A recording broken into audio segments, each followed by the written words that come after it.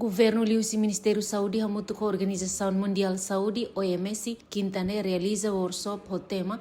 a força vigilância mortalidade e a registro civil estatística vitais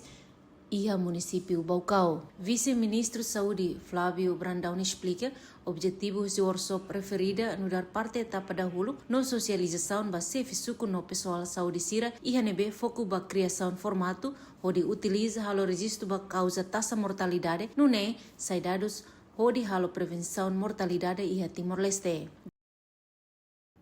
Então, tempo parado kita harus fazer meus fogo o modelo voo lebih mak bela representa entidade sira kutu lebih mak serviço e halo registro ba mortalidade etc.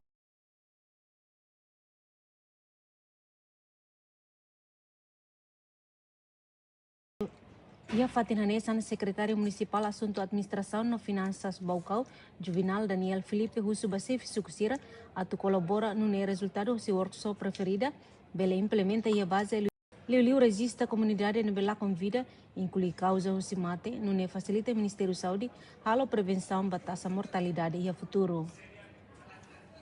A precisão hoje é importante deles para o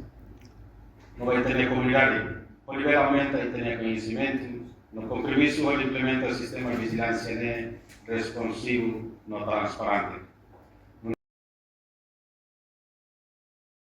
Entretanto, o workshop a força vigilância da mortalidade e a CRVS Banhira finaliza se desenha enquadramento nessa hari e sistema nacional nebe ia ona paralelo ba sistema geração de evidência nebe coordenado hadia completo no qualidade de dados com a ba mortalidade hametin coordenação entre setor sira garante nação nianain no sustentabilidade.